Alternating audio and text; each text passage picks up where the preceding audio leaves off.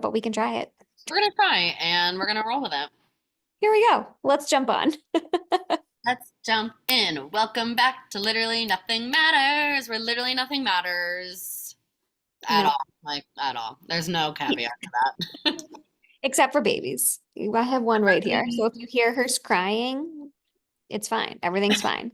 I also love in the background that I can still see the Christmas ribbon that I Oh, hung on yes. your picture frame for your Christmas For party. Christmas party. Yeah. It's just a cute, Why not keep it?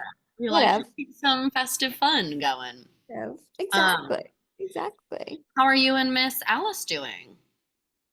We're good. We're good. So all of my followers on YouTube, here she is. She's Hi. like, "Where's the boob?" Yeah, maybe we'll get more YouTube followers this week because Annie's a picture. I'll get my boob out. Exclusive, YouTube exclusive. Yeah. Oh my God. So yeah, nothing matters except for babies and wild hormones, which we'll get into. Yeah, how Super are you? fun. How are you doing this week? Oh, and dogs barking, because why not cause more chaos? We're doing good. We're doing good. We're just plugging along and singing our song. And we have a guest joining us today too. We've got an Alice exclusive and a Chad exclusive. Oh, we live on the air? We're Live on live it. on the airwaves. You guys talking more shit about me or what?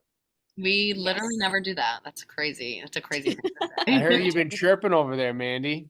Me? Well, you're letting her chirp about me, so you're So it's your fault. I'm so attributing yeah, all you this. you encourage this kind of behavior over here. I don't, I You know don't what? think that's entirely true. We're done, Mrs. Driscoll. I really don't enjoy these formalities, Chad. Don't you love how we were just talking for 20 minutes and everything's fine? And then we're like, let's jump on. And it's like the baby cries, the dogs bark, the husband comes home, shits Yeah. on my best friend. What the hell is going on? It's just you never know what we're gonna get. You never know. You- So anyways, let's talk about our idea today. So we're talking, I don't Yeah. even know what we're talking. Well, so I had a thought of, which is like perfect conversation for when Chad's in the room. Um, but I think he also has like been to enough appointments with you that it probably doesn't break him out that much anymore. But like, let's talk about the OBGYN of it all. Hmm. And what's a fun fact is today is my 6-week appointment. So I'm going to my 6-week Oh my God. OBGYN. You think they're So, gonna tell you to exercise and have sex and all the and things have that you're sex probably all not day. ready to do at You 6 weeks? sex again? No, we're never having sex again, actually. Yeah, I'm actually like, Baby number 3 coming to a uterus near you. yeah, not mine. Yeah. Yeah, Hey. that appointment's so funny because like it's not even worth even having a conversation about because they're like, oh, you're good. Go and have sex. And you're like, Literally what? watch. But anyways, yes, I'm excited to talk about the OBGYN because it Yeah. is a relevant situation in my life. Yeah. Wild that, I mean, I think a lot of this was during COVID, but still, a bunch of friends of mine, their 6 week appointment was virtual, Yeah. where they didn't even look at anything. And they were like, you're good, go bang it out, go run a marathon. Mhm. Like, Yeah. excusez-moi? Like, and it's so funny because I couldn't even imagine. Like, I feel like the 6 weeks, everyone's like, oh, now you can have sex. Like, I couldn't even imagine having sex right now Yeah. and exercising. Like, what? And they're like, yeah, just start easy. Like, there's no actual tips or like exercises to start with. It's just like, go for it. You're back to normal. You're good. Right. It's like maybe we should have an appointment with a pelvic floor physical therapist. That's included. Yeah, which I have had. And guess what isn't included? Insurance. And so there goes $300 out of pocket because it's a good pelvic floor therapist. And it's like, It's crazy. ugh, just grinds my gears. Yeah, but today is not a conversation about insurance because, like, we do not need to go down that dark rabbit hole and, like, become even more depressed than Fine. we already are. So, LOL, mental health jokes.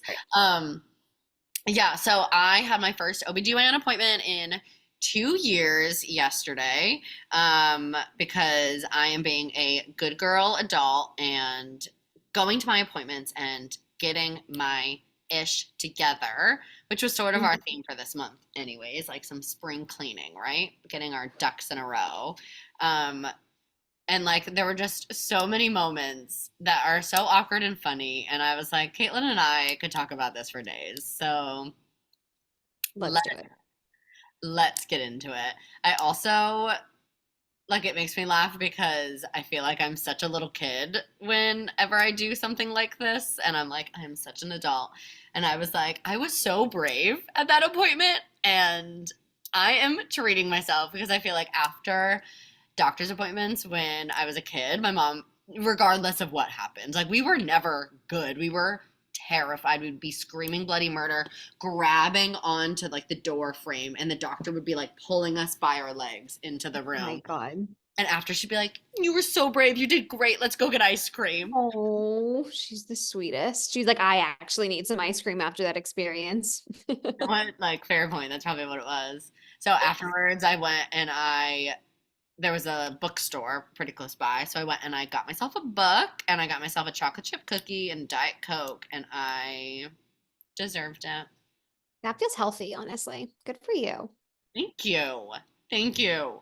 So let's hear about your appointment. How did it go? It went really well. It was a new doctor because also fun fact of how I am not an adult with my shit together. I have like never been to the same doctor twice. I for many reasons because like some of them like straight up suck and were awful. So I'm like I'm never gonna see you again. And also because I've changed jobs so much and worked for myself and so my insurance has changed like, every few years. So I've never been able to be consistent with taking care of my health from a medical perspective. Um, It doesn't but matter because they don't remember you anyway. So yeah, exactly. It's fine. Um, and so I go in and I'm like so nervous because I fainted when I got my IUD taken out a few years ago, which best story I can ever. always talk about later.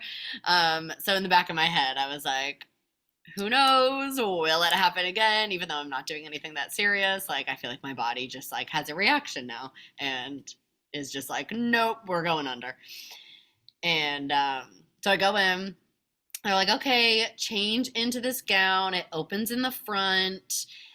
Here's a blanket for over your legs, and it's like not a blanket, it's a fucking piece of paper.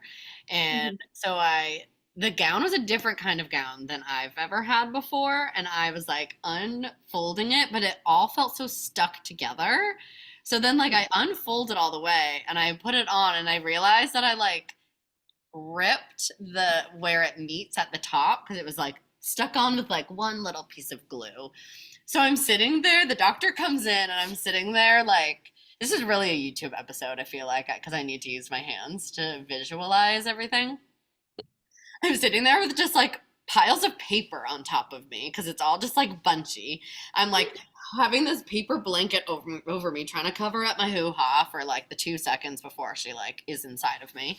And then my tit is hanging out because the sleeves are not sleeves. They're just like hanging everywhere. And Oh I'm my sweating profusely because I'm so nervous. So then the paper, I'm just like, I stuck it underneath my armpits to like one, soak up my sweat, and then also like try to get the sleeves to stay so my boobs just aren't out for God. display while she's like asking me when my last period was. Which also, fun fact, was yesterday. So I had to go on my period. So I'm also just like bleeding on this paper blanket. It's like all around so good. This is the realest because this is what my experience is every time I go to the gyno. I'm not even Yes. kidding you. Why is Like it it's always I'm sweating profusely. I don't know how to put the robe on. I put it on like backwards, and they're like, "What's going on here, babe?" Like I can never Yes. take actions right. You're like stressing.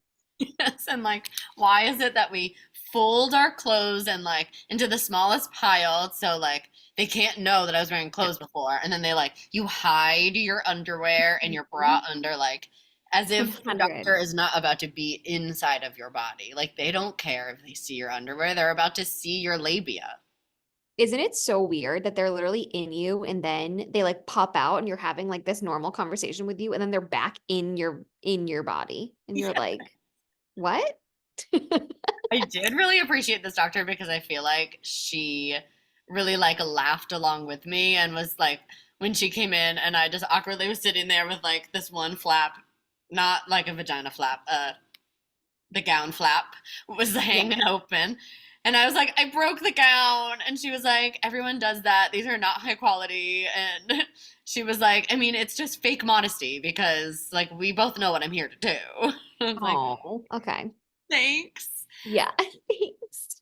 Um, yeah, I mean, it was a horrible first impression. Like, I definitely seemed so fucking crazy because Mhm. I'm like trying to make awkward, funny jokes because I feel so uncomfortable. I'm starting profusely. I'm like bleeding everywhere and making jokes about like, she's like, oh, when was your last period? And I'm like, well, today, so sorry. And Yeah. like, she's like, I'm not afraid of blood. Like, it's fine.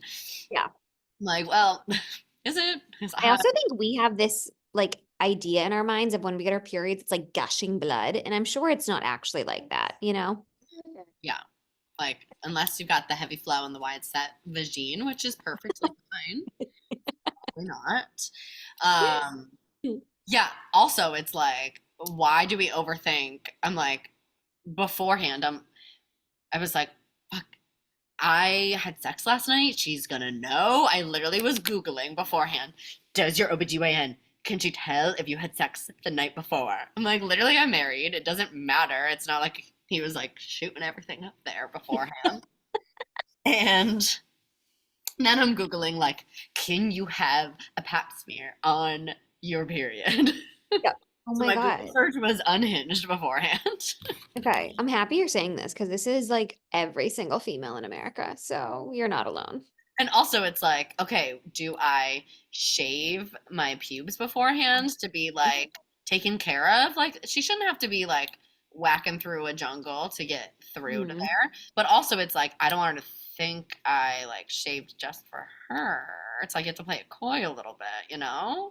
Yes. Yes. I was thinking about that because I have my appointment, like I was saying, and I was like, I wonder if they kind of like categorize women based on their pubes situation. Mm. Like, oh, this girl's really put together on the outside, but what does it look like under there? Or like, do you expect something before you see like, oh, like she's a hot mess. I bet she has like dreads down there, you know? Like, do Maybe. you know how you like see someone and then you like kind of base your perception on the way they look, you know, like, oh, she's put together, so she's gonna be a type A person. Like, do they see your vagina hair and be like, oh, this person's actually a mess? Yeah, and also it's like, why am I thinking that the doctor is gonna like judge me on that? Like, is she Totally. gonna be like, yeah, exactly, like, oh, she is like definitely uptight because it was perfectly bald down there. Who is she Right. trying to impress? Like, Yep. Yeah. what? Totally. Yeah. I know. We all do it. Oh, weird times.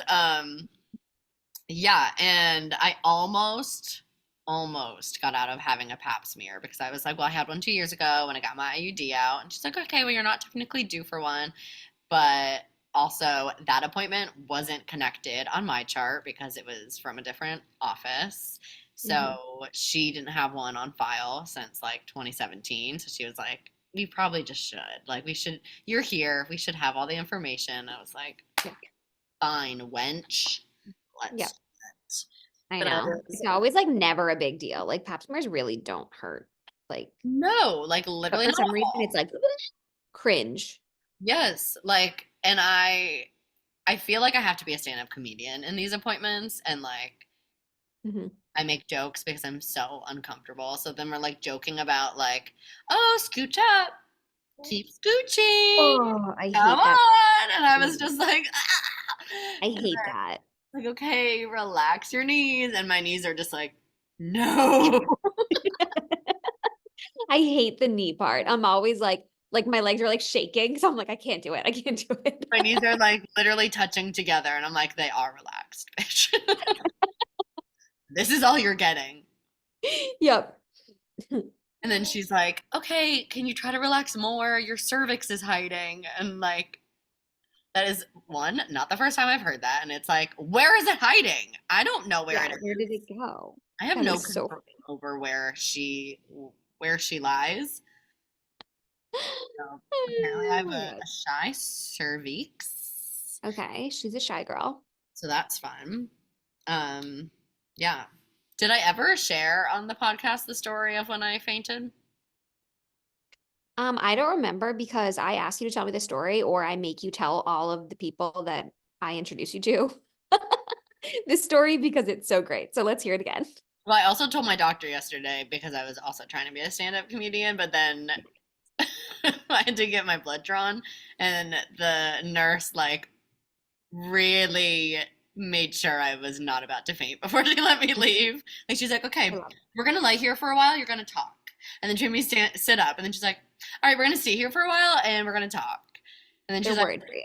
"All right, you look good. However, I need you to stand up, and then we're gonna talk standing for a little bit." And I was like, "I've been here for an hour and a half. Please let me They're like, and smell some bath salts while you're at it. Okay. literally."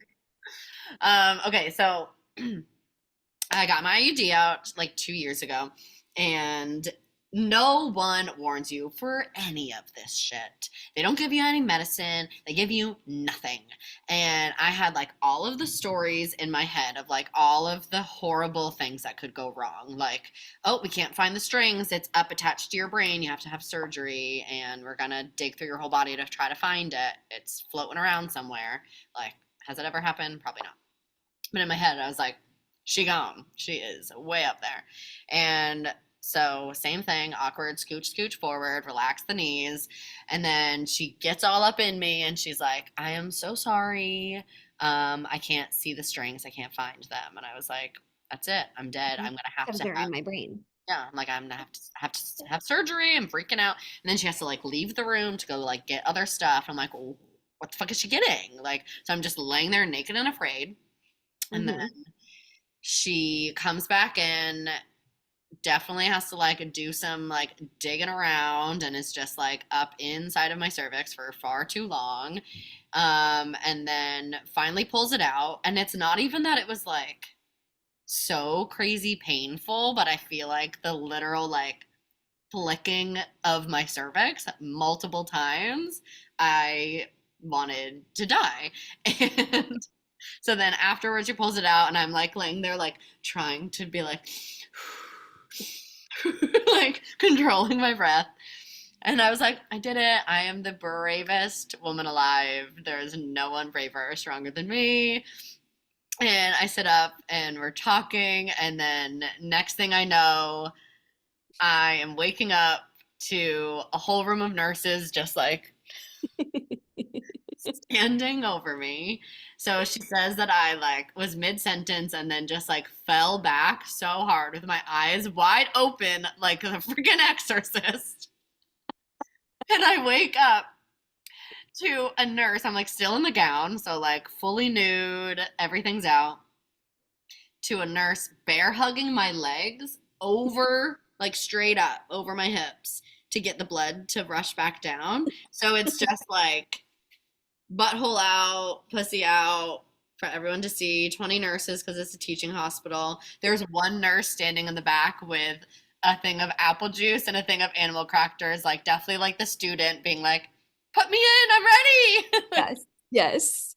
You're like, this is your job. This is day one. That is the best story. I love it Horrible. so much. And I'm like sweating profusely. And then since then, I almost fainted like the last time I got blood drawn. I think it's just like being in a doctor's office. My body's like, nope.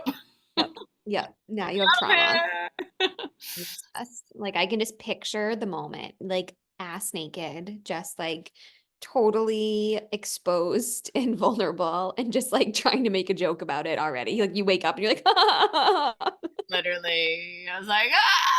But like I also like didn't remember where I was. It was like the weirdest feeling in the world. Where it was like, that's what fucking year is it? Where am I? Who are you? Why are you holding Ow. hands like this? Why are you exposing me? So that was a good time. Yep. I love that. And so because of that, I am traumatized and like so afraid that I'm gonna faint at any doctor's appointment.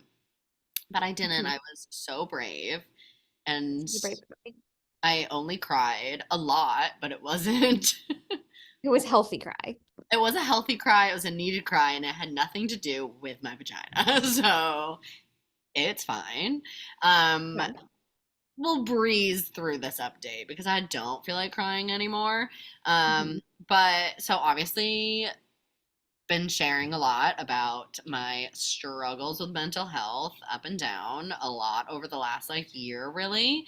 And I myself and my doctor have come to the conclusion that I probably most definitely have PMDD or just like good old regular depression, but I really think it's PMDD because it feels like such a synchronized like flow every single month of like when it's so bad. And So this also is like depression based around your period, right? yeah, so it's basically like instead of PMS symptoms, you just like are hit with some serious depression every month. It's a really good time. Mhm. Um, and obviously like I hold all of my feelings in and I don't tell anyone about them except for, the whole world of the, Yeah. handful of people that listen to this podcast. Um, and after my appointment, I called my mom and I like opened up to her about it. And I like really haven't been talking to her about any of this stuff because I don't like to share my feelings or admit that I have any problems. And come to find out, there actually is a lot of history of like severe postpartum depression, things to look forward to in Mm. my family, as well as a lot of depression on like the male sides of the family. Okay. So it's like also by sharing, I found out information that I did not know that is definitely pertinent to the situation. Yeah. Um, so I think I'm gonna get on some good old SSRIs Mhm. and, no stigma. Just do it. Like I was feeling really emotional about it because just feel like it's like so serious to like be on a medication and like it's not even that I feel like there's a stigma. Like I'm not afraid of people like judging me for taking them. I think it's more so like admitting to myself that it's that serious of a problem that I need to be on them that I was like avoiding more so. Yeah. But my mom made a really good point of like, she's like, if you were a man and you were going through things that had to do with like your male hormones or like just your male body and you were going through this stuff, like you would take medication to fix it. Like, I don't think you would think so far into it just because it has to do like with your hormones and like that Mhm. flow, that cycle every month. And that was a very good point. Like she was like, if it was Yeah. any other medical problem, like you would take the medicine that you needed to take and do the things that you Yeah. needed to do. So like, Yep. don't suffer for no reason. Totally. I think that's a good point of just like, I think that there's been a push, and maybe less so now, or maybe just in my own life, but there was a push that was like, go as holistic as you can. Like you are in control of your mind and you have like, you are the sail to the wind, like all these metaphors. And it's like, no, like sometimes your hormones are literally fudged up. And like the only thing that can help them is an actual medication that's going to help stabilize that. And it's like, that is totally okay. Like, and I don't know if this is true whatsoever, but I remember having a conversation with my friend who has anxiety, and I have a past with anxiety, but I remember talking a little bit about how I personally think there's kind of like two ways to have anxiety or depression. I think one way is like you've been through shit, like in my own life, like I have anxiety because I have like PTSD because of my childhood. So I struggle with anxiety because of what's happened. Whereas I think other people have anxiety because like their body is like out of whack, like your hormones are literally out of whack. And I think some people have a little bit more control over their anxiety or their depression because it is an experience that they experience, and they can kind of change the way that they like view the world, like doing all of these holistic methods, breathing and doing all of these things. Whereas other people, like it's impossible because your hormones need the help, need the balance. And so it's like, I like to think about it like that, whereas it's not just like a one size fits all. Like we can't all just wake up and journal and have some deep breaths and everything's hunky dory. So I'm super proud of you. And I think that that's like awesome for you to share. And I bet so many people are like, yeah, I take this one, I take that one. Let's share our experiences. Let me 'Cause know, so many guys, because yeah. I haven't like told my doctor that like that's my decision. She was like really, really sweet about giving me lots of options and was just like, think about it, take some time, and then like shoot me a message. We'll figure it out together. So that was really Yeah. good. And I feel like it's also like seasons of life, like you were saying, like there might be some seasons where you need the medication, and then there might be some seasons where you're good trying more, Yeah. holistic remedies and taking care of yourself in other ways. But also, life is too short, so It's true. don't be miserable. And Yep. I was like Don't be miserable. so emotional because like it was my first time seeing this doctor, and it's definitely like the hospital that I want to give birth if and Where when was it? children. Mount Auburn Okay. Bridge. They have a really low like C-section rate, so I know that like that wouldn't be something that would be like pushed before it's needed. They have really Mhm. great midwives. I have a couple friends that delivered there. Actually, my doctor delivered one of my friend's babies that I like did not realize, which is so Oh, funny. cool. Little world, and she had a great experience, so that's good to know. But yeah, we were like talking about like family planning and what to think about now, and I was like so emotional thinking about like how can I be a mother to a child when like I feel so out of control Yeah. of my own brain. Right. Right. So Yeah. Good for you for having the conversation because that is the hardest part. thanks, girl. Do you want to end us with any more comedic relief? Do you have any funny or awkward Maybe experience? funny. I think that mine are more like like serious. I feel like I go in and like things are great, everything's fine. Oh my God, I just said serious, and now my Siri thing is like bubbling to the corner of my computer. Anyways, mine are more like I go in and I'm like, yeah, I have this little symptom, and then they're like, you are in cardiac arrest. Like not actually, but like I think that my things are more like I don't know. I always think things are little and then it's kind of like scary when you go in and they're like, actually, Yeah. you have this huge problem. So I would say that no, I don't really have any funny stories. Mine are more on the serious side, and I feel like we don't need that right now. No. Although you were saying that your thyroid issue was acting up I didn't again. get that. Did you try again? Sorry, one second. No, Siri, we can't try again. Okay. Sorry about that. I don't know what the hell was just going on, computer. It's all good. Um, yeah, you were saying before we hopped on that your thyroid was Yeah. So because we were talking a little bit about like blood work and stuff, and I just want to give a shout out that like get your thyroid tested because a lot of people have that problem. And I've said before that I have Hashimoto's, but recently I was talking with my lactation. Excuse me, goddamn dogs. My lactation consultant about my like Aunt Alice's like problems with dairy and soy and whatever the hell's going on that we're still trying to figure out. And then she was looking at my lab work for my thyroid, and she was basically like, I've never seen your like anyone's levels these high. Like you are all out of whack. And so I ended up getting blood work, and it's like my thyroid is so overactive right now that that's why I am going a mile like a minute and just going so fast and I can't get my feet on the ground. And it's just one of those things again of like I'm blaming myself like why am I not present? Why can't I just like be happy with what I'm doing and just live in the moment? And it's like, "Oh, because your hormones are fucked up and you actually need medication to fix it." yeah, Obviously, it's not like mental health, but just one of those can things of affect like your I have mental no health. control over it. Like I'm eating very healthy. I'm walking, which is the most exercise I'm doing right now, and it's like just out of your control. And so just putting less blame on myself for those moments where I'm like, why am I like this? Because it's something Yeah. that is not in my control. So just a special shout out, get your thyroid checked because a lot of people have something going on there. Yeah, get your shit checked. That is Yeah. the lesson of this episode. Go And to the advocate for doctor. yourself because a lot of doctors like won't do blood work. I'm really happy yours did. That's good.